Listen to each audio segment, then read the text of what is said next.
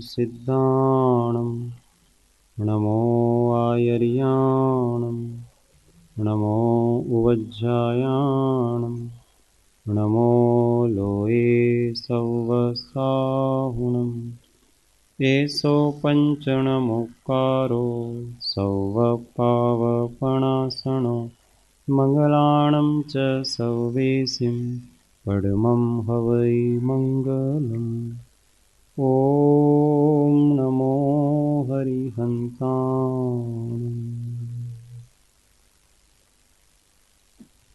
सर्वकलुषविध्वंसकं श्रेयसां परिवर्धकं भव्यजीवमनः प्रतिबोधकारकं धर्मसम्बन्धकं पुण्यप्रकाशकं पापप्रणाशकम् इदं शास्त्रं श्रेष्ठोपदेशनामधेयम् अस्य मूलग्रन्थकर्तार श्री सर्वज्ञदेवा तदुत्तरग्रन्थकर्तार श्री गणधरदेवा प्रतिगणधरदेवा तेषामे वचनानुसारमासाद्य श्रीमद्भगवत् पूज्यपाद स्वामी विरचितमिदं शास्त्रं श्रोताः सावधानतया शृण्वन्तु।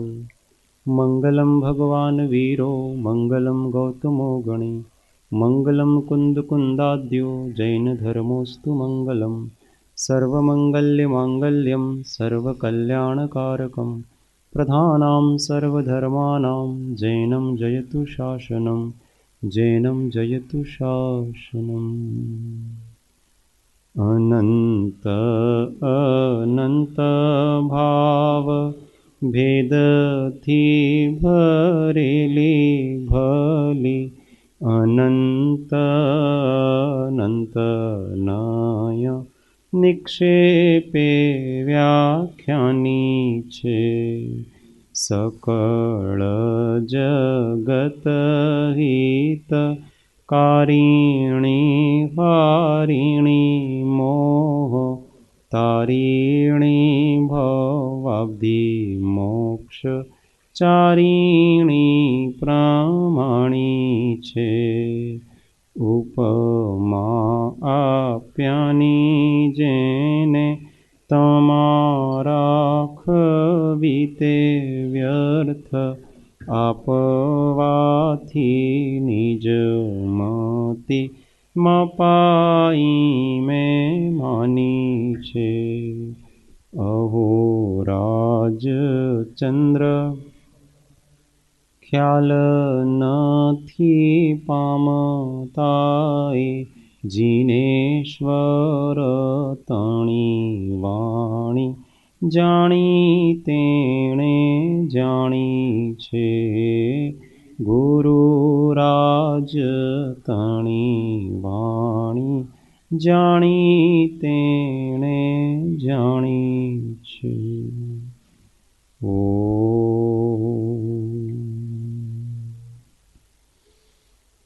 जय सद्गुरुवंदन।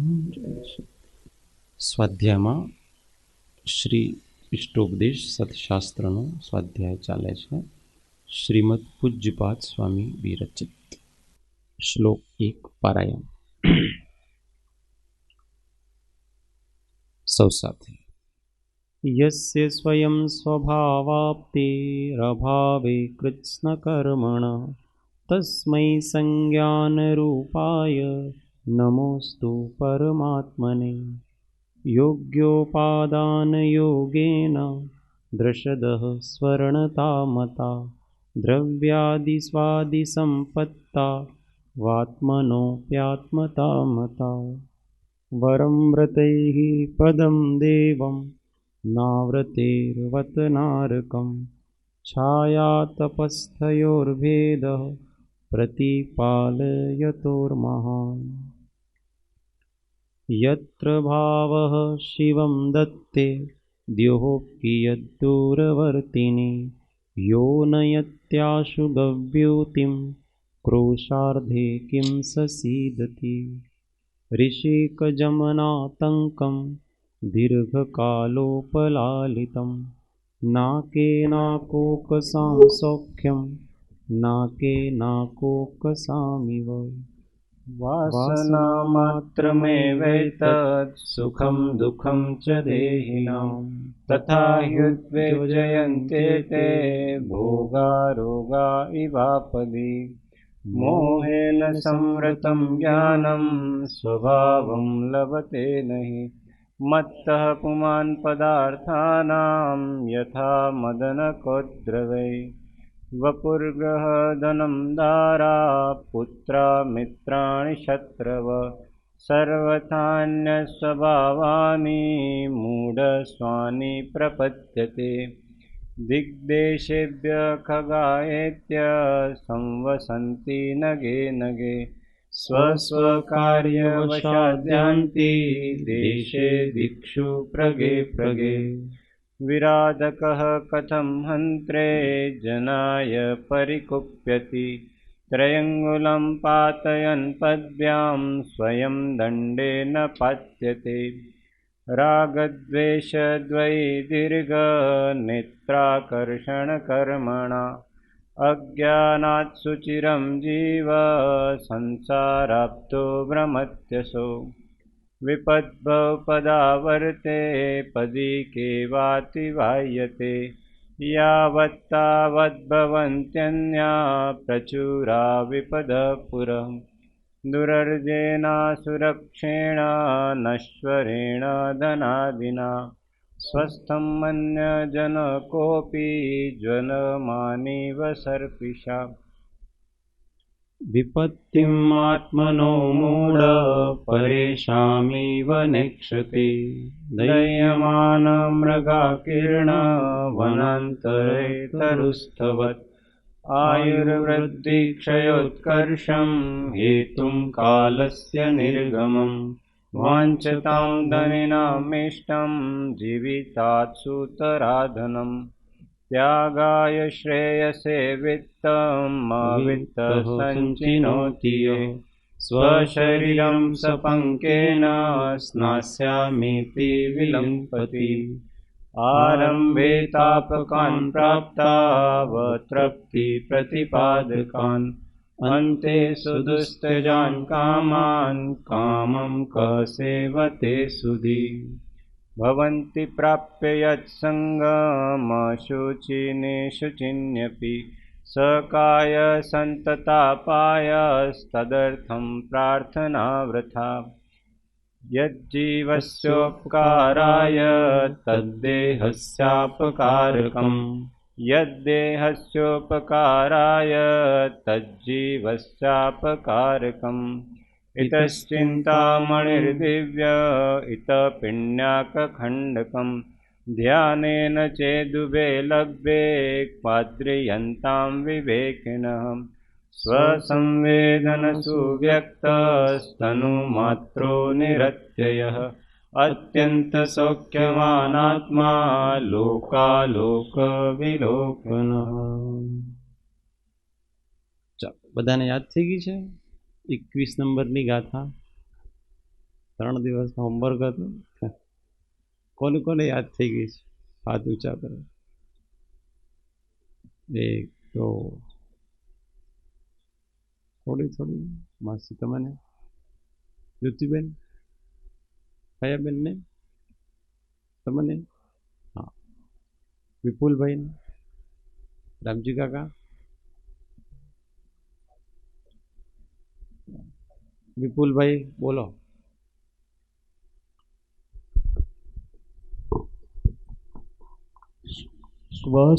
स्वसंवेदन सुव्यक्त स्तनु मात्रो निरत्यय अत्यंत सौख्यवान आत्मा लोकालोक विलोकन. વેરી ગુડ, સરસ સરસ ઉચ્ચારણ સહિત. વિપુલભાઈ બધો સ્વરૂપ સંબોધને કંઠસ્થ કરી નાખ્યું છે.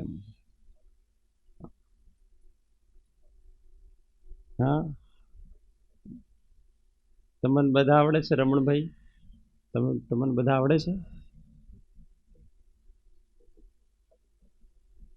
તમે યાદ કરી લીધો છે? બોલો, રમણભાઈને આપો માઇક ભાઈ.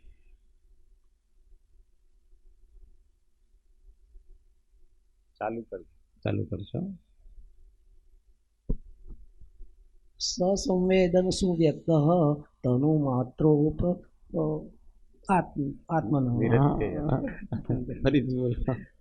મને સંસ્કૃત પ્રત્યે થોડું એવું છે. હા, તનુ માત્ર નિરતે. ફરીથી બોલો પૂરું આખો. આખો બોલો.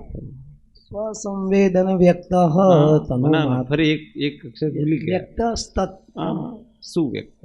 સુવ્યક્ત. ફરીથી બોલો. હવે જવાબ આપો. કોન્ફિડન્સ ખતમ થઈ ગયો. ના, સંસ્કૃતમાં જ, ગુજરાતીમાં તો બધામાં બોલી કાઢીએ આપણે. હા, ગુજરાતી જોયા વગર બોલો. હા બોલો, માઇક ચાલુ નથી. નિજ અનુભવથી પ્રગટ જે આત્મા તનુ માત્ર પ્રમાણ. તમે સંસ્કૃત ગુજરાતી ભેગી કરીને નિત્ય તનુ માત્ર પ્રમાણ. તનુ તો સંસ્કૃત શબ્દ છે. હા, નિત્ય શરીર. શરીર પ્રમાણ છે એમ ને. નિત્ય શરીર પ્રમાણ. નિજ અનુભવથી પ્રગટ જે નિત્ય શરીર પ્રમાણ. લોક વિલોક તો આત્મા અતિ સુખવાન. ચાલો, સરસ, વેરી ગુડ.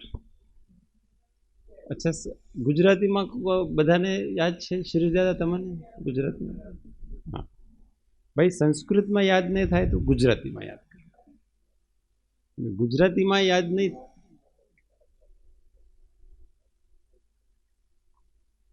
ગુજરાતીમાં યાદ નહીં થાય તો એનો અર્થ યાદ રાખો. હા, અર્થ યાદ છે? ચલો, પૂર્ણિમાબેન અર્થ બતાવો. માઇક પણ અર્થ બરાબર શબ્દાર્થ હોવો જોઈએ, ભાવાર્થ નહીં. એ તો ભાવાર્થમાં તમે એક લાઈનમાં બતાવી દો. માઇક ચાલુ કરો. જોઈને નહીં હો, અર્થ કંઠસ્થ કરવાની વાત છે. ના ખાલી આ શબ્દ તો જોઉં ને. હા, એટલે આત્મા કેવો છે કે એમાં સંવેદનશીલ આત્મા છે, અને એ શરીર વિશેષ જે બધું અવિનાશી છે.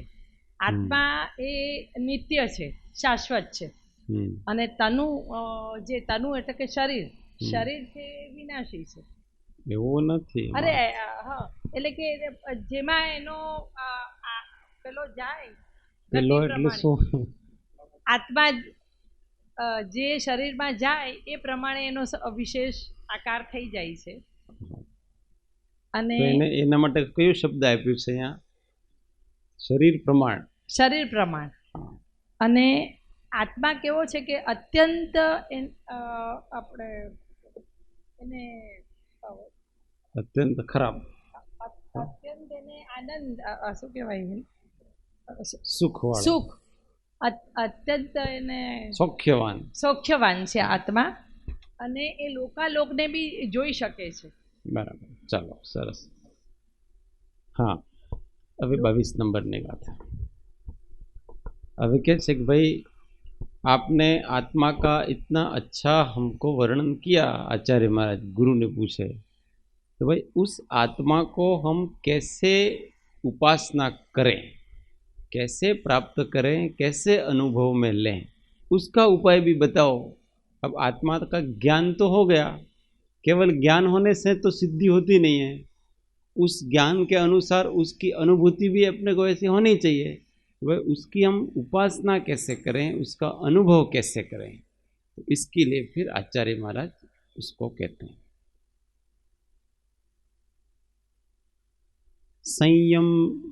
संयम्य करणग्राम मेकाग्रत्वेन चेतसः आत्मानमात्मवान्ध्याये दात्मनैवात्मनि स्थितं संयम्य करणग्राम मेकाग्रत्वेन चेतसः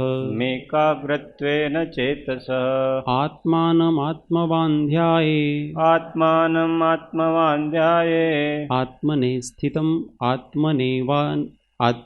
दात्मनैवात्मनि स्थितम् दात्मनैवात्मनि स्थितम् संयम्य करणग्रामम् संयम्य करणग्रामम् मेकाग्रत्वेन चेतस मेकाग्रत्वेन चेतसः आत्मानमात्मवान् ध्याये आत्मानमात्मवान् ध्यायेत् दात्मनैवात्मनि स्थितम् दात्मनैवात्मनि स्थितम् હવે એક એક લીટી ચલાવવાની છે.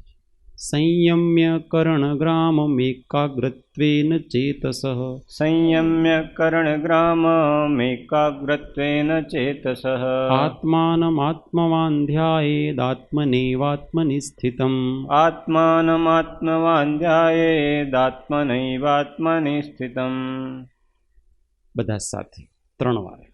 संयम्य करणग्राममेकाग्रत्वेन चेतसः आत्मानमात्मवान् ध्यायेदात्मनैवात्मनि स्थितम् संयम्य करणग्राममेकाग्रत्वेन चेतसः आत्मानमात्मवान् ध्यायेदात्मनैवात्मनि स्थितम् संयम्य करणग्राममेकाग्रत्वेन चेतसः आत्मानमात्मवान् ध्यायेदात्मनैवात्मनि स्थितम्. चलो तो હવે કે છે કે आत्मवान कैसा ध्यान करना चाहिए? तो आत्मवान, आत्मवान मतलब आत्मा, जिसके पास आत्मा है. जिसके पास धन होता है उसको क्या कहते हैं? धनवान. तो जिसके पास आत्मा, आत्मवान. किस किस के पास आत्मा है? सबके पास आत्मा है. मतलब यहाँ वो चेतन जीव को संबोधित कर रहे हैं, कहने का अर्थ जड़ को संबोधित नहीं कर रहे हैं. हम सबको आत्मवान है ना, तो आत्मवान पुरुष क्या करे? आत्मानम, आत्मा को.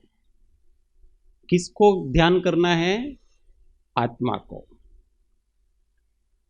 अब कैसे ध्यान करना है वो बताते. ध्याय, ध्याय, ध्याय मतलब ध्यान करे उसका. आत्मवान आत्मा का ध्यान करे.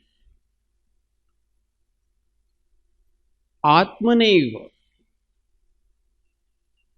आत्मनैवी, आत्मनैवी आत्मा ही का ध्यान करे. किसका ध्यान करे? आत्मा ही का. आत्मनि, आत्मा में स्थिर होकर के ध्यान करे. आत्मा के द्वारा, आत्मा नहीं मतलब आत्मा के द्वारा, आत्मा में स्थित होकर के ध्यान करे. कितने शब्द हो गए? सबसे पहले कौन सा शब्द होगा? आत्मवान. तो आत्मवान ये कर्ता पुरुष है. तो चेतन को क्या करना चाहिए? आत्मवान पुरुष को आत्मानम, आत्मा का. आत्मनैव, आत्मा के द्वारा. आत्मनि, आत्मा में. स्थितम, स्थित होकर. कहाँ पर स्थित होकर? आत्मा में. किसके द्वारा? आत्मा के द्वारा. कौन करता है? आत्मा करता है. और किसका करता है? तो आत्मा का करता है. तो उसका ध्यान करे. ध्याय मतलब ध्यान करे. अब कैसा? तो ऊपर उपाय बताते हैं. संयम्य करण ग्राम, संयमित करके. संयम का क्या अर्थ होता है? संयम कहो, संकोचन कहो, गुप्त कहो, गुप्ती कहो, इसका सब एकार्थवाचक शब्द है. जैसे कछुआ अपने को क्या करता है? संयमित, संकोचित कर लेता है. ऐसे संयमित करके, मर्यादित करके, अपने अंदर डूब करके. करण ग्राम, करण का अर्थ होता है इंद्रियां, और ग्राम का अर्थ होता है समूह. तो इंद्रियों के समूह को. कितनी इंद्रियां हैं अपने पास? इंद्रियां 5, बाकी 6 9 इंद्रिय है. उसको भी कहेंगे अभी चेतसः, ऐसा करके. तो 5 इंद्रियों को क्या करना है? 5 इंद्रियों के समूह को एक साथ. ऐसा नहीं कि पहले स्पर्श इंद्रिय को कंट्रोल करो, फिर रसना को करो, फिर कान को. ऐसा नहीं. 5 के 5 एक साथ संयमित करो, मर्यादित करो. और चेतस एकाग्रत्वेन, चित्त को एकाग्र करके, चित्त की एकाग्रता के द्वारा, तो मन को एकाग्र करके पांचों इंद्रियों के समूह को संयमित मर्यादित करके आत्मवान पुरुष को आत्मा के द्वारा आत्मा में स्थित होकर ध्यान करना चाहिए। ये इसका अर्थ है। अर्थ हम समझ में आ गया। आचार्य महाराज क्या कर रहे हैं कि आत्मवान पुरुष को मतलब ध्याता पुरुष को ध्याता पुरुष को आत्मा के द्वारा आत्मा में स्थित होकर पांचों इंद्रियों और मन को एकाग्र करके संयमित करके मर्यादित करके ध्यान करना चाहिए। मतलब क्या करना? काय की गुप्ती, वचन की गुप्ती और मन की गुप्ती। पांच इंद्रियों को कंट्रोल कैसे करेंगे अपन? तो पहला तो पांच इंद्रियों को कंट्रोल करने का अर्थ है पांचों इंद्रियों के विषयों को छोड़ देना। छोड़ देने का अर्थ क्या है? उसमें उदासीन हो जाना। जैसे स्पर्श इंद्रिय के कितने विषय हैं? 8 विषय। कोई नाम बता सकता? स्पर्श इंद्रिय के 8 विषय हैं। ठंडा, गरम, सूखा, चिकना, चिकना, हल्का, भारी, कठोर, मुलायम। हाँ, ये 8 हो गए। तो अब इन 8 में अपने को रुचि नहीं लेना। जैसे अभी और 8 एक साथ तो हम करते नहीं हैं। कभी हल्के का एहसास होता है तो कभी भारी का एहसास होता है। जब हमारा पेट भर गया होता है, भोजन कर लेते हैं ना, उस समय हमें क्या लगता है? यार भारी भारी लगता है। भारी भारी लगता है कि नहीं लगता है? इसका मतलब हमारा आत्मा अभी क्या अनुभव कर रहा है? उस पुद्गल की अनुभूति कर रहा है। पुद्गल मग्न है आत्मा। उस समय आत्मदृष्टि वाला कोई पुरुष है तो तुरंत भेद ज्ञान करता है कि जो भारीपने का जो मुझे एहसास हो रहा है ना, वास्तव में वो भारीपना वो पुद्गल का है।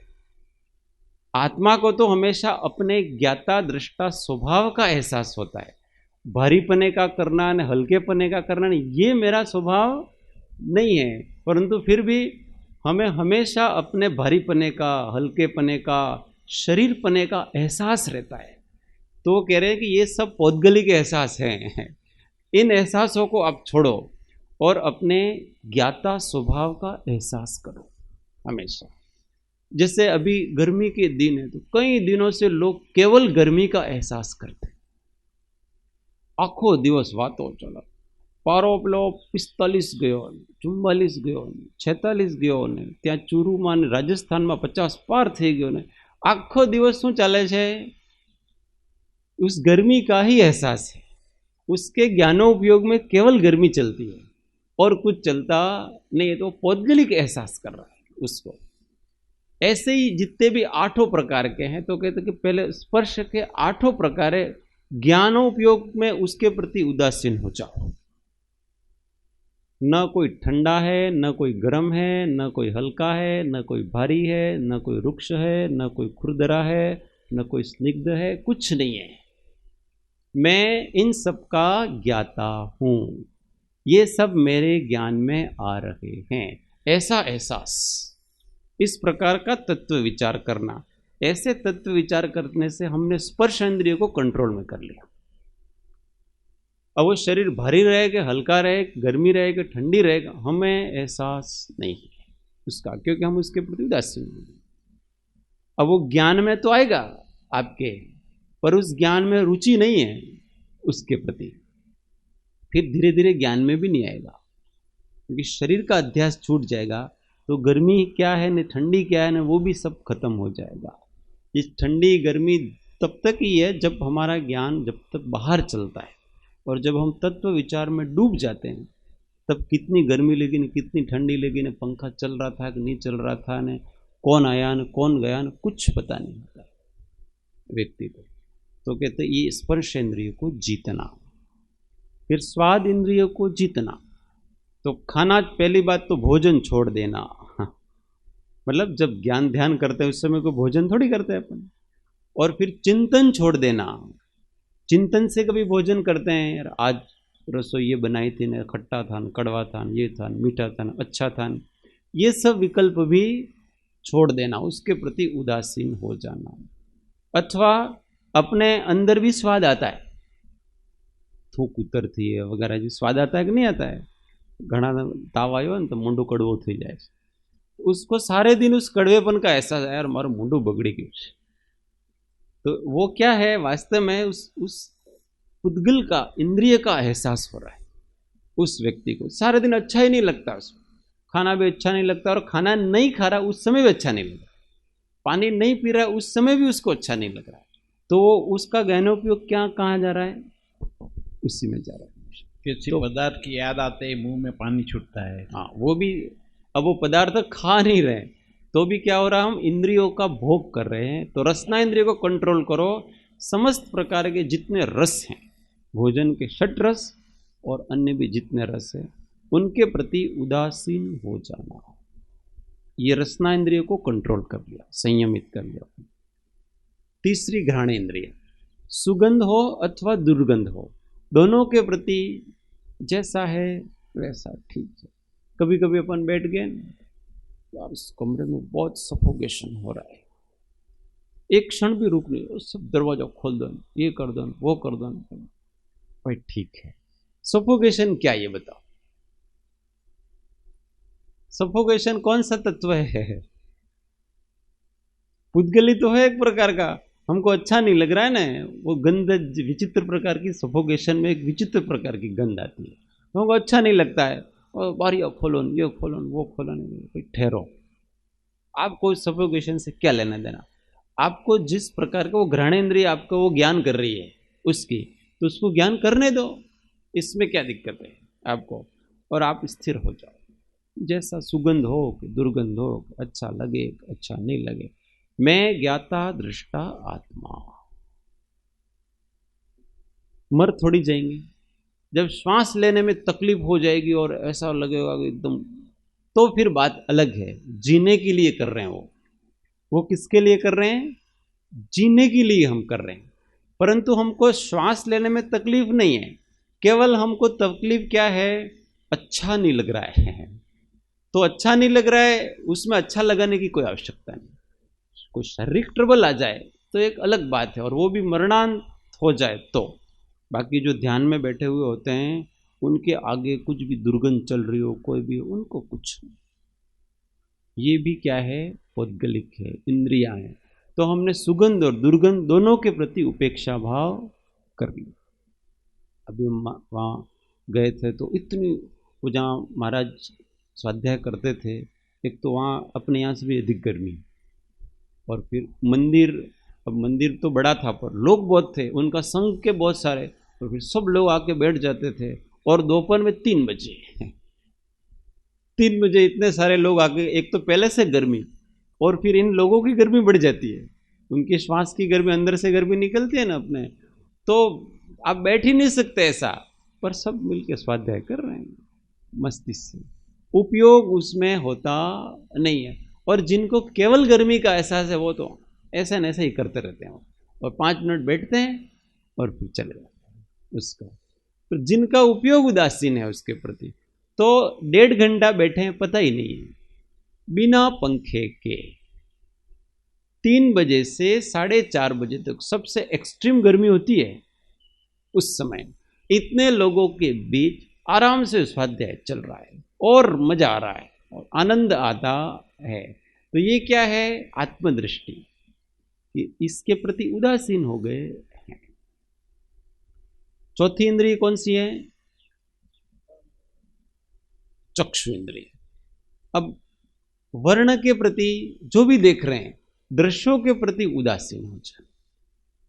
काला है कि गोरा है कि लाल है कि पीला है कि नीला है कि भूरा है, कोई भी नहीं, सब दृश्य, ये मात्र वर्ण है। और वर्ण स्वभाव है वो पुद्गल का है, और मेरा स्वभाव है वर्ण का ज्ञाता रहना, ये मेरा स्वभाव है। इसलिए अपने ज्ञानोपयोग में कुछ भी आए, पहले तो आँख ध्यान करते समय पहले तो आंख बंद कर लेना। आंख बंद करने के बहुत सारे फायदे हैं, शारीरिक फायदे भी हैं, और पहला तो फायदा ये है कि आंख के निमित्त से जितने भी हमको भाव जागते थे वो एक भी भाव नहीं जागेगा, क्योंकि आंख कुछ तो देखता है, तो जिसको देखता है उसके प्रति की रिएक्शन होती है, ये है, ये वो है नहीं। अब आंख ने देखना बंद कर दिया तो कुछ नहीं है, फिर वहां केवल क्या है, आपके मन में जो विकल्प जागते हैं, जो चित्र बनते हैं, उसी का अवलंबन है।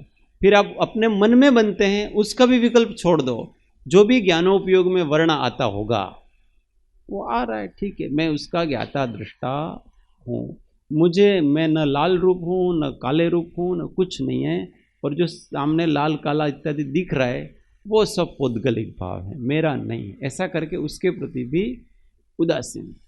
और फिर कर्ण इंद्रिय के प्रति उदासीन।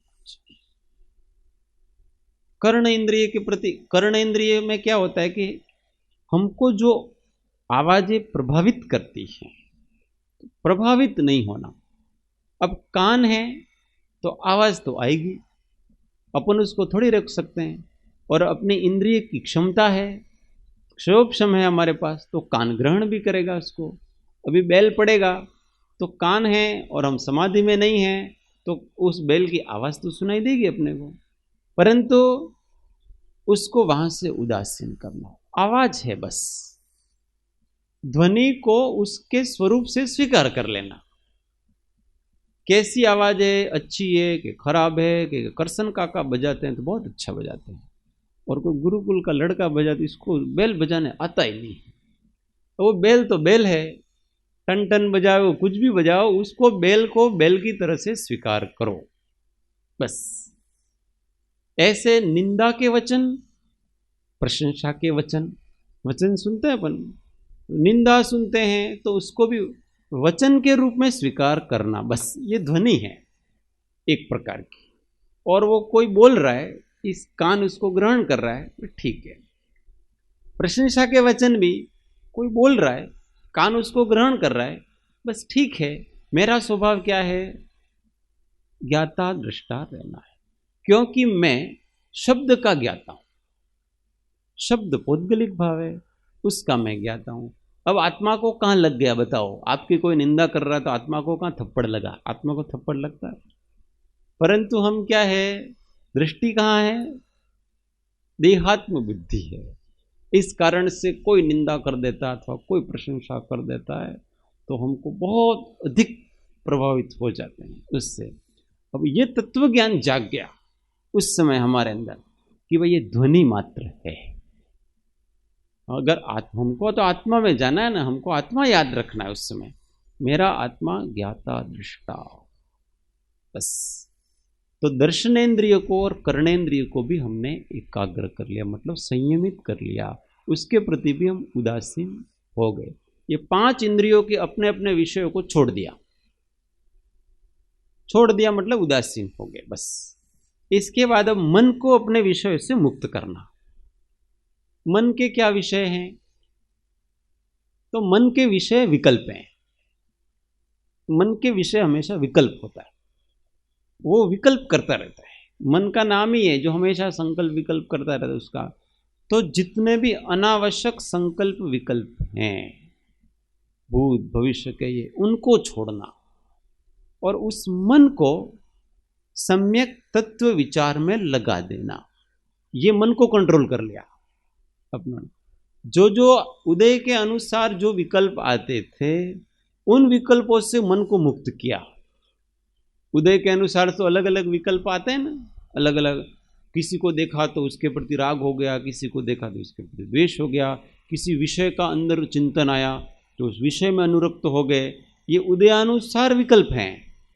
अब उदय को गौण किया अपनों ने, अब सम्यक तत्व विचार में लगा इसको। मन को श्री सर्वज्ञ देव द्वारा बताए हुए वचनों में, पदार्थ के स्वरूप चिंतन में अनुरक्त कर दिया तो हमने मन को जीत लिया।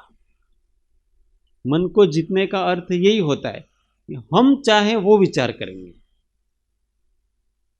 उदय के अनुसार अब हम विचार नहीं करेंगे, अब हम चाहे वो करेंगे, तो वो मन जीत लिया हम लोगों ने। और वो हम क्या विचार करेंगे, हम धर्म ध्यान करेंगे, दूसरा ध्यान नहीं करेंगे। अब हमारे आर्त और रौद्र ध्यान से मन को मुक्त कर देना, ये मन को जीतना होता है। बस मन और इंद्रियों को जीत लिया, फिर क्या है, आत्मा तो आत्मा के द्वारा अपने स्वरूप में स्थित हो जाएगा। अपना काम तो मन और इंद्रियों को जीतना है, बाकी आत्मा अपना काम कर रहा है। उसको जो आत्मा अथवा जो ज्ञान अथवा जो उपयोग 5 इंद्रियों और मन के विषय में नहीं जाता है, वो कहाँ जाएगा? उपयोग कहीं तो जाएगा, और आपने वहां से उस उपयोग को मुक्त कर लिया, तो वो कहाँ जाएगा? सहज रूप से अंदर ही जाएगा, आत्मा को ही पकड़ेगा। क्योंकि ज्ञान है वो किसी की तो अनुभूति करेगा ना, मन है वो किसी की अनुभूति करेगा। मन कहो ज्ञान को एक ही बात है, मन ज्ञान रूप हो जाता है। विचार, मन, ज्ञान, ये सभी एक ही ज्ञान गुण की आत्मा की पर्याय अथवा उपयोग। तो वो उपयोग कहाँ चला गया? आपने बाहर से छुड़ा दिया तो अपना आप अपने घर के अंदर चला जाता है। कैदी को जेल से छोड़ दिया, वो कहाँ जाएगा? अपने घर जाएगा ऑटोमेटिक। तो हमने इस इंद्रिय और मन के कैच से अपने उपयोग को छुड़ा लिया, अपने मन को छुड़ा लिया, तो कहाँ जाएगा? अपने आप घर में जाएगा। वहाँ तो भगवान हाजरा हजूर बैठे हुए, घर में हमेशा वेलकम। भले कितना भी अपराध करके आया है, 14 साल रह करके आया है जेल में, फिर भी 14 साल बाद जब वो छूटता है, भले हत्या के आरोप में गया वो, और छूटता है, इसके बाद घर वाले उसके प्रति जरूर सहानुभूति दिखाएंगे, प्रेम दिखाएंगे। ऐसे ये अपना आत्मा, भगवान आत्मा है, उसको आप कितने भी पाप करो, पर जब भी आप उसकी तरफ झुकोगे तो वो आपका वेलकम करेगा, वो हमारा स्वागत करता है कि आओ, कोई बात नहीं, तुमने जो पहले किया है सब भूलो। एक क्षण पहले आप हत्या कर रहे हो, और एक क्षण बाद अगर आप स्वसन्मुख हुए तो भी आत्मा वेलकम, वहां वेलकम। जो किया सो पहले समय की पर्याय थी, अब तुमने आत्मदृष्टि की है, तुमको शांति, तुम्हारा फल जरूर मिलेगा। क्योंकि जो मेरी शरण में आता है, जो आत्मा की शरण में आता है, उसको मैं हमेशा स्वीकार करता हूं, क्योंकि मैं शरणागत वत्सल हूं, ऐसा भगवान कहते हैं। आत्मा क्या कहते हैं? मैं शरणागत वत्सल हूं, जो मेरी शरण में आता है उसके ऊपर मेरा प्रेम सहज है। ऐसा ही अपना चैतन्य देव है। जब भी हम 5 इंद्रियों और मन को एकाग्र करके उसकी तरफ जाते हैं, हम कितने भी पाप किए हों पहले, घोर पाप, पर फिर भी उस समय हमको शांति मिलेगी, उस समय समाधि का सुख मिलेगा। ऐसा ये आत्मा है, किसी का निरादर नहीं करता है, वो कोई गति नहीं देखता है। तुम नरक गति के हो कि स्वर्ग के हो कि तुम तिर्यंच में हो कि मनुष्य में, उसके मन में कोई भेद नहीं है। उसको तो आप बस मेरी तरफ आओ एक बार, बस इन दुष्टों से आप अपने आप को छुड़ा लो। 5 इंद्रियों के विषय और मन के संकल्प विकल्प ये दुष्ट हैं, उस उपयोग को बांध रखा है, अपने आप आ जाएगा ऑटोमेटिक। तो कहते हैं कि ऐसा करने से तुम जो पहले 21वीं गाथा में हमने जो चैतन्य तत्व बताया है, आत्मा बताया, कैसा अत्यंत सौख्यवान, उसकी अनुभूति तुम कर सकते हो। ये करने से कर सकते, ये उपाय है। चलो, कोई ने प्रश्न ना? माइक में तुम बोलो पहला, अरुण दादा। जैसे कि अभी बताया कि पहले सब इंद्रियों को वश में करे, या तो उसकी तरफ से हटा दे उपयोग को। तो अभी ये कहने मात्र से मतलब कि उस समय भी तो उपयोग तो हटाने में है, तो अपने आप क्या अभी जैसा अभी का ये तो पुरुषार्थ है, हटाने में है, वही तो पुरुषार्थ है अपना। नहीं, तो अपने आप फिर वो आत्मा की तरफ जाएगा, वो समझ नहीं आ जितना जितना जितना हटा उतना उतना तो आत्मा की तरफ गया, और जब बिल्कुल हट जाता है तो स्वरूप में लीन हो जाता है। जब आप हटाने का प्रयास अपन करते हैं तो तत्व विचार करते हैं। उस तत्व विचार करते करते क्या होते हैं कि हमारे राग द्वेष मंद पड़ जाते हैं। तो जितने जितने हमारे राग द्वेष मंद पड़ गए, उतने इतने तो अपने को स्वरूप की अनुभूति होगी उस समय। और राग द्वेष इतने मंद पड़ गए कि अब बाहर की किसी वस्तु उसमें हमको कुछ रुचि नहीं रही। आत्मा को उस समय आत्मा में लीन हो गया, ऐसा कहा जाता है। जो वो विचार विकल्प है वो भी सूक्ष्म हो जाते हैं। तो अपने आप आत्मा उपयोग है वो आत्माकार हुआ ऐसा कहा जाता, क्योंकि उस समय हम आत्मभाव को पकड़ते हैं। जैसे स्वरूप के चिंतन करते जाएंगे ना, आत्मा शुद्ध है, आत्मा बुद्ध है, आत्मा चैतन्य है, आत्मा आनंद स्वरूप है, आत्मा शांत स्वरूप है। तो ये आनंद, शुद्ध, बुद्ध, ये क्या भाव है? तो उन भावों, वो भाव पकड़ में आएंगे हमारे उपयोग को, हमारे आत्मा को, और उन पकड़ में आएंगे तो वेदन होगा। सहज सरल बात है। जितना आप आत्म भावना भावता जीव लहे केवल, जो भाव हम चिंतन में लेते हैं उस भाव का वेदन हमको होने लगता है। अब बहुत एकाग्रता से करो, बाह्य सब छूट जाएगा, आपको विकल्प भी नहीं रहेगा। फिर तो समाधि में तो केवल भाव रहता है, विकल्प भी छूट जाता है। फिर वो सूक्ष्म रहते हैं, वो केवली गम्य होते हैं, उनको नहीं लेना। अपना काम क्या है? तत्व विचार के द्वारा स्वरूप का चिंतन करना, ये अपना काम। बाकी है वो भगवान भरोसे छोड़ देना। हम जितना कर सकते हैं उतना हम करें। अपने सबसे पहला स्वरूप का निश्चय, निर्णय पक्का कि मैं हर परिस्थिति में ज्ञाता दृष्टा आत्मा हूं। जानना देखना मेरा स्वभाव है, ये निश्चय सबसे पहले होना चाहिए। अब इसके बाद क्या होगा कि उदयाधीन भावों से हमको अपने आप को अलग करना है। निश्चय तो कर लिया हमने अपने आत्मा का कि मैं ज्ञाता दृष्टा आत्मा हूं, शरीर का भी ज्ञाता हूं, शरीर के बाहर जितने पदार्थ हैं उसका भी ज्ञाता हूं, इंद्रियों के जितने विषय हैं उसका भी ज्ञाता हूं, मन के संकल्प विकल्प है उनका भी ज्ञाता हूं। ये तो अपना निश्चय है। इसी का नाम सम्यक ज्ञान, सम्यक दर्शन। ये अपना निश्चय इतना हो गया। अब इसको चारित्र रूप में लाना है, अनुभव रूप में लाना है अपने को। तो क्या करना है? अब जो निश्चय किया है उसी के अनुसार अपने उपयोग को बना लो। अर्थात अगर ये आत्मा स्पर्शन इंद्रिय के आकार रूप होता है तो उसको छोड़ो। उसको कहीं ठंडी का एहसास है, गर्मी का एहसास है, हल्केपने का एहसास है, भारीपने का एहसास है, तो ज्ञान दृष्टि से छोड़ो। रसना के एहसास को छोड़ो, घ्राण की गंध के एहसास को छोड़ो, दृश्यों के एहसास को छोड़ो, ध्वनि के एहसास को छोड़ो, और मन में जो अनावश्यक संकल्प विकल्प है उसके एहसास को छोड़ो।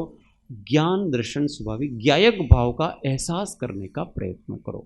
ये भेद ज्ञान के द्वारा फिर होता है। इनसे ये भी नहीं हूँ, ये भी नहीं हूँ, ये भी नहीं हूँ, ऐसा करते जाएंगे अपन, तो धीमे धीमे ज्ञायक भाव अपने लक्ष्य में आएगा। आत्मा को मेहनत तो करनी पड़ती है। कभी कभी क्या होता है कि थक जाते हैं करते तो हैं ये, पर फिर थोड़ी देर में वापस वो विषय आ जाते हैं, वो ही रुचि नहीं रहती है वगैरह। तो क्या है कि हमारे ऊपर अभी कर्म का वो दलदल है, तो थोड़ी देर तो हम करते हैं, फिर वो उदय तीव्र होता है, उस समय हम ठहर नहीं पाते हैं। तो तीव्र उदय के समय भी नहीं, मैं यही हूँ। भले उदय तीव्र हो गया तो क्या हुआ, मेरा ज्ञातापना थोड़ी नष्ट हो जाता है उससे। ये भी तो विचार ही है ना, एक तो प्रकार का। हाँ, तो विचार ही है, विचार के द्वारा ही भेद ज्ञान होता है। भेद ज्ञान का 3 काल में और कोई उपाय अपने पास है ही नहीं। केवल एक तत्व विचार है, आत्म विचार है, सुविचार है, वो ही उपाय है, और कोई उपाय नहीं है ना अपने पास। तो उस उपाय के द्वारा अपने आप को अन्य पदार्थों से अलग करते जाएं, करते जाएं, करते जाएं, मरणांत तक करते जाएं। भावेद भेद विज्ञानम इच्छन्नम धारियेत यावत तावत पराच्युत्वा ज्ञानम ज्ञाने प्रतिष्ठितम। ऐसा कहते हैं कि इस भेद विज्ञान को निरंतर भाव। कब तक भाव? कि जब तक ज्ञान पर द्रव्यों से यावत तावत पराच्युत्वा, जब तक पर से च्युत होकर ज्ञान ज्ञान में स्थित नहीं हो जाए तब तक भाते रहो निरंतर। उठते बैठते जागते सोते वगैरह ऐसे कर्म की स्थितियां अनुभव मंद होता जाएगा। तो इसका सरल उपाय तो स्थूल रूप से भी तो किया जा सकता है शुरू में। वही है, स्थूल सरल ही है उपाय, तो कठिन उपाय है ही नहीं। खाते बैठते नाचते गाते सब जगह अपने आत्मा का स्मरण करो, मैं सहज ज्ञाता दृष्टा आत्मा हूँ। अन्य अनुभूतियाँ हैं वो सब पौद्गलिक अनुभूतियाँ हैं, उन सब अनुभूतियों के बीच में जो चैतन्य अनुभूति है, ज्ञाता दृष्टापना है, सहज माध्यस्थ भाव है, समता भाव है, वो मैं हूँ, बस इस प्रकार का निर्णय करते जाएं करते जाएं करते जाएं करते जाएं करते जाएं, तो वो सब कर्म धीमे धीमे धीमे धीमे धीमे शांत होते जाएंगे। और जब कर्म की स्थिति अंतः कोड़ा कोड़ी प्रमाण वगैरह आ जाएगी, तब अपने को अनुभूति भी हो जाएगी, और जब हो जाएगी तो अपने चारित्र में भी आ जाएगा। ऐसा क्या है, सरल है एकदम, इसलिए तो सरल सा बताओ। श्लोक कौन से शास्त्र का था आपने जो अभी? ये समय सार अमृत चंद्र आचार्य ने कलश लिखा है, कलश है वो, इसके वो कलश है। चलो इस गाथा के जो सब दो समन्वय हो जाए ऐसी गाथा भगवत गीता में है। हाँ काचबो जेम अंगोने संकेले विषयो थकी, हाँ તેમ જે સંકેલે ઇન્દ્રિયો પૂર્ણ તેની પ્રજ્ઞા થઈ સ્થિર। बराबर, कुर्मेंगुन्नी स्थित प्रज्ञा ना ऐसा आता है शब्द, बराबर। तो वो कछुआ, पहला उदाहरण वही दिया था, कछुआ जैसे अपने आप को समेट लेता है बस, तो उसको पत्थर समझते हैं लोग, उसके पास उसके ऊपर बैठ भी जाते हैं बड़े बड़े कछुओं। और बड़े बड़े समुद्र वगैरह होते हैं ना, तो इतने बड़े बड़े होते हैं तो लोग टापू समझते हैं, ये कोई टापू आ गया यूँ, और उसके ऊपर वो बैठते हैं, खाना खाते हैं, सब करते हैं वहाँ पर। और कभी एकदम, और वो क्या है, जल्दी हिलता नहीं है, तो दिनों दिन महीनों महीनों वर्षों वर्षों एक जगह पर स्थिर रहता है वो, और जब कभी हिल जाता है तो सब डूबते हैं उसके साथ। तो आयुष्य भी खूब होता है, बस उसके तरह अपने को समेट लेना है। ये समझाते समाया, समझ करके समाया, बस 100 बातों की एक बात, हम अपने स्वरूप को हमेशा याद रखें, इसमें सारा ज्ञान आ जाता है। हम ये भूल जाते हैं ना, इस कारण से हमारी सारी प्रॉब्लम खड़ी हुई है। जितना संसार खड़ा हुआ है अपना, और भविष्य काल में भी जितना संसार होगा, ये सब अपने स्वरूप को भूलने के कारण से। और हम तीव्र उदय में बहुत अधिक भूल जाते हैं, मंद उदय में तो थोड़ा थोड़ा याद रहता है। हमको जब स्वरूप का स्मरण आए तो समझ जाना चाहिए कि मंद उदय चल रहा है हमारा, क्योंकि स्वरूप जागृति, ये जागृति मंद उदय कहलाता है। अगर किसी को अंदर से बहुत क्लेश हो रहा है, क्रोध आ रहा है, लोभ आ रहा है, कषाय जाग रही हैं, काम विकार जाग रहे हैं, उस समय भी अगर उसको स्वरूप की जागृति है कि नहीं ये मैं नहीं हूँ, तो उसके बहुत मंद उदय है, बहुत मंद कषाय है, ये अनंतानुबंधी में कभी नहीं आएगी।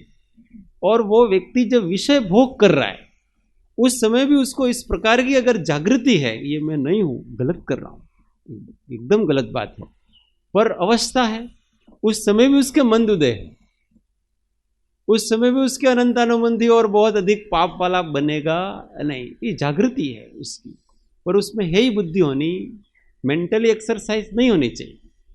आप दिमाग से किसी वस्तु को याद रख लो ऐसा नहीं, पर ये उसके हृदय में ऐसा बैठ गया है कि ये मैं जो कर रहा हूँ गलत चीज़ है, नहीं करना चाहिए, अफसोस है, पश्चाताप है, उसको आनंद नहीं है। और वो विषय भोग करके भी आनंद नहीं मनाएगा, कभी भी दुख मनाएगा, शोक करेगा, अज्ञान अंधकार उसके अंदर वो ऐसा छा जाएगा कि मैंने कितना बड़ा पाप कर लिया, जो नहीं कर रहा जानते हुए कर लिया मैंने, मेरे जैसा मूर्ख इस दुनिया में कोई नहीं है, हूँ मूढ़ छूँ, निराश्रित छूँ, अनाथ छूँ, ऐसे उसके हृदय के उद्गार निकलते हैं। ये घर गृहस्थी में जो ज्ञानी होते हैं ना, वो इसी प्रकार से होते हैं, दिन भर पश्चाताप भाव में जीते हैं। वो लोग ऐसे छाती फुला फुला के नहीं जीते हो, वो लोग ऐसे करके जीते हैं। वो लोग पापी हूँ मैं यार, मेरे अंदर, अब अंदर से तो यूँ है कि मैं शुद्ध चैतन्य स्वरूप आत्मा हूँ, पर पर्याय में पाप है, मैं पापी हूँ, इस प्रकार का उनका एहसास है। इस प्रकार ऐसे कर्म कम होते। कृपाल देव कहते हैं ना, भोगमा योग सांभळे એ હળુ કર્મી, હળુ કર્મી છે, ભોગમાં જેને योग सांभळे છે, હળુ કર્મી છે। अब वो बेचारे के कषाय का उदय इतना तीव्र है तो छोड़ नहीं सकता है विषयों को, बाकी तो, और वो विषय भोग भी कितना करता है, कम थोड़ा सा कर लेता है, चख लेता है, बस इससे ज़्यादा नहीं। तो ऐसे गृहस्थ जीवन में अपन जी सकते हैं। स्वरूप याद आ गया, इसका मतलब समझ जाना चाहिए कि हम जीत गए। હા આગળની વાત. આ બધી ઇન્દ્રિયોને જીતવાનું, મનને જીતવા માટેનો ઉપાય, એના માટેની શું એનું वो तो भी સાધન શું છે? भेद विज्ञानम. हाँ અત્યારે बताया ना, भेद विज्ञान सिद्धा सिद्धा ये किल केचन अस्यय भावते बद्धा बद्धा ये किल केचन. आज तक जो जो भी सिद्ध हुए हैं वो सभी इस भेद विज्ञान के बल पे सिद्ध हुए हैं. और आज तक जो जो भी संसार में रखड़ रहे हैं वो सारे के सारे इस भेद विज्ञान के अभाव से ही हैं. बस निरंतर भेद विज्ञान चलता रहना, स्वरूप का निश्चय कर लिया, मैं सहज ज्ञाता दृष्टा आत्मा हूँ, विषयों को जानना देखना मेरा काम है, ये परिवार कुटुंब ये सब मेरे से बाह्य है, मुझे किसी से राग द्वेष नहीं करना. સુજ્ઞાનથી જાણી શકાય. हमारे पास शुद्ध ज्ञान ही है और तो कोई है नहीं ना. मति शुद्ध ज्ञान ही छदमस्त के पास होता है, तो उसी के द्वारा शुद्ध अपन आगम भाषा में हम शुद्ध ज्ञान कहते हैं, मति ज्ञान कहते हैं. हम अब अध्यात्म भाषा में उसको तत्व विचार कहते हैं. बात तो एक ही है, भेद विज्ञान कहते हैं. बात तो एक ही प्रकार की, विचार कहो, तत्व विचार कहो, शुद्ध ज्ञान एक ही बात है. बस वो करते जाएं अपन को. अब उसका भी उपाय बताते हैं कि भाई क्या करना कि हमको ऐसे आत्मा का स्मरण ही नहीं आता है. ऐसा गुरु को पूछते हैं, आपके तो आत्मा के ऊपर हम घर में जाते हैं, गृहस्थी में फंस जाते हैं, आप जो बातें कर रहे हो वो तो हमको याद ही नहीं रहती है. तो कहते हैं कि हमेशा तुम अगर अज्ञानी के पास रहोगे तो तुम अज्ञानी बन जाओगे, और अगर आप ज्ञानी के पास रहोगे तो ज्ञानी बन जाओगे. इसलिए अज्ञानी की उपासना छोड़ो, अज्ञान की उपासना छोड़ो, थोड़ा समय घर गृहस्थी इसमें से बचा करके अब सत्संग में आओ. ज्ञानियों का सत्संग करो, त्यागियों का सत्संग करो, संयमियों का सत्संग करो, तो याद आएगा, नहीं तो घर गृहस्थी में याद आने वाला नहीं है. ऐसा कहते हैं. आगे गाथा 23.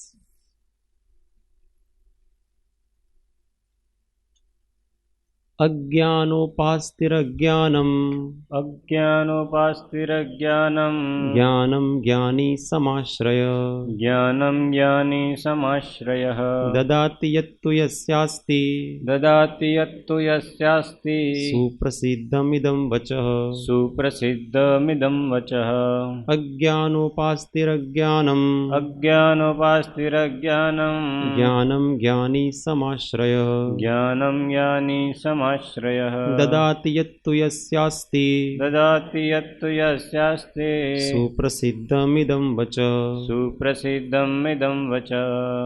एक एक लेटे. अज्ञानोपास्तिरज्ञानं ज्ञानं ज्ञानी समाश्रय अज्ञानोपास्तिरज्ञानं ज्ञानं ज्ञानी समाश्रयः ददाति यत्तु यस्यास्ति सुप्रसिद्धमिदं वचः ददाति यत्तु यस्यास्ति सुप्रसिद्धमिदं वचः. હવે ત્રણ વાર બધા સાથે બોલો. अज्ञानोपास्तिरज्ञानं ज्ञानं ज्ञानी समाश्रय ददाति यत्तु यस्यास्ति सुप्रसिद्धमिदं वचः अज्ञानोपास्तिरज्ञानं ज्ञानं ज्ञानी समाश्रयः ददाति यत्तु यस्यास्ति सुप्रसिद्धमिदं वचः अज्ञानोपास्तिरज्ञानं ज्ञानं ज्ञानी समाश्रयः ददाति यत्तु यस्यास्ति सुप्रसिद्धमिदं वचः. सीधा सरल कि अज्ञानोपास्तिरज्ञानम, अज्ञान की उपासना करने से अज्ञान की प्राप्ति होती है. ज्ञानम ज्ञानी समाश्रय, और ज्ञानी का आश्रय करने से ज्ञान की प्राप्ति होती है. अब कहते हैं ददाति य तु यस्य अस्ति, यस्य मतलब जिसके पास, यह जो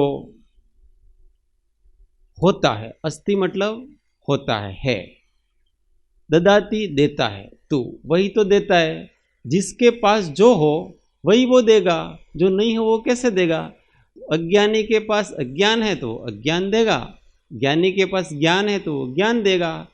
ऐसा सुप्रसिद्धम इदम वचः, इस प्रकार का वचन लोकोक्ति जगत में प्रसिद्ध है, प्रकट है।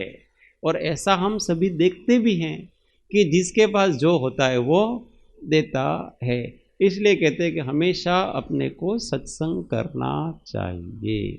सत्संग जेवो आ काळમાં कोई मोक्ष प्राप्तिનું साधन नहीं। हमको ऐसा विचार नहीं करने चाहिए कि हम तो क्या है कि देखो आप सत्संग में रह करके और निवृत्ति में रह करके आत्म ध्यान ने आत्मा की बातें करते हो तो इसमें कौन सी बड़ी बात होगी। अगर आप घर में रह के करो तो जाने, वीर पुरुष तो वो होता है जो घर गृहस्थी में रह करके इस प्रकार का करे तो होता है। ऐसा करके लोग घर को छोड़ते नहीं हैं। तो भाई आप वीर हो तो अच्छा है, आप करो घर में रह करके। आप महावीर से भी ज़्यादा बड़े हो गए हो, आप बुद्ध से भी ज़्यादा बड़े हो गए हो, ऋषभ देव से भी बड़े हो गए। उनको तो आत्म ध्यान हुआ नहीं घर में, इसलिए घर छोड़ के चले गए। आप कहते हो कि आप उनसे भी बड़े हो, आप घर में रह के कर लोगे तो करो। पर ऐसा व्यक्ति को वास्तव में घर प्रिय है, अंदर से कहीं उसके वासना पड़ी हुई है घर गृहस्थी निभाने की, ये करने की, वो करने की रुचि है, इसलिए छूटता नहीं है। इसलिए बहाना बनाता है कि घर में रहकर करो तो बताएं, भाई हम तो नहीं कर सकते, हम तो ऐसे शेर नहीं है। शेर होते हैं वो तो घर में रह के करते हैं सब, ऐसा है। भाई हम ऐसे शेर बनना चाहते नहीं है, सादे कि हमको ऐसा नहीं करना है। हम तो शांति से ज्ञान ध्यान करें, ऐसी जगह पे जाकर के ही करेंगे। हमको ऐसे वीर पुरुष बनने की कोई आवश्यकता नहीं है, क्योंकि हमारे तो जो आदर्श पुरुष है हमारे भगवान है, उन्होंने भी ऐसी वीरता नहीं दिखाई जैसी आप कह रहे हो वैसा। हमारे तो भगवान ने भी ये आदर्श बताया कि ये सब छोड़ो तभी हो सकता है, नहीं तो हो सकता नहीं है। छोड़े बिगर त्याग के बिना, योग्य द्रव्य, योग्य क्षेत्र, योग्य काल और योग्य भाव के बिना आत्म ध्यान हो सकता नहीं है। निमित्त आपको असर करेगा करेगा और करेगा। हाँ, अमुक दशा तक आप रह सकते हो, पर वो अमुक दशा है, उसके की आगे की दशा प्राप्त करनी है तो हमको तथारूप ज्ञानी का अथवा तथारूप संयोगों का हमको सत्संग करना पड़ता है। जैसे चौथा पांचवा गुण स्थान तक आप टिक सकते हैं, ज़्यादा से ज़्यादा घर में पांचवें गुण स्थान तक टिक सकते हो। इसके आगे की दशा आप घर में रह कर के नहीं बना सकते। कोई बनाता है तो वो केवल बातें बना रहा है, तो હું તો ઘરમાં રહું પણ આખો દિવસ શુદ્ધ ઉપયોગમાં રહું છું, तो भाई तू झूठ बोलता है। ये झूठ है, तेरा स्वरूप विपर्यास है। तुझको पता ही नहीं है कि शुद्ध उपयोग होता क्या है। शुद्ध उपयोग की बात तो क्या है कि अगर तू ऐसा मानता है तो तू मिथ्या दृष्टि है, क्योंकि उस गुण स्थान में घर गृहस्थी के संबंध को निभाते वो गुण स्थान बनता ही नहीं है। तुझे जिनागम पता ही नहीं है, आगम की बातें ही नहीं पता है, सर्वज्ञ की वाणी का श्रद्धान ही नहीं है तुझे, तो मिथ्या दृष्टि है, प्रगट मिथ्या दृष्टि है तू। इसलिए अपने को क्या करना, ज्ञानियों का संग करना, जितना चाहे उतना करना। એટલે અંત મંગળમાં કૃપાળુદેવની ભાવના છે નિવૃત્તિ બોધ। કૃપાળુદેવ जैसे कहते हैं कि निवृत्ति लोग है, और बाकी वीर पुरुष कहते हैं घर गृहस्थी वाले कि नहीं हम तो प्रवृत्ति में ही सब करेंगे। तो भाई प्रवृत्ति में बहुत से लोगों ने किया, नहीं किया ऐसा नहीं है, परंतु उन्होंने अपनी एक दशा तक ही किया, इसके बाद तो उन्होंने भी गृहस्थी छोड़ी और उनकी मजबूरी थी, इसलिए भी गृहस्थी में रहना पड़ा। राजा जनक हो कि कृपालुदेव जैसे लोग हो कि उनको गृहस्थी में रहना पड़ा, इसलिए वो रहे, परंतु उन्होंने उपादेय उसको माना नहीं। अनंत सौख्य नाम दुख त्या रही न मित्रता, अनंत दुख नाम सौख्य प्रेम त्या विचित्रता। उघाड़ न्याय नेत्र ने निहाड़ रे निहाड़, तो निवृत्ति शीघ्रमेव धारिते प्रवृत्ति बाण, निवृत्ति शीघ्रमेव धारिते प्रवृत्ति बाण।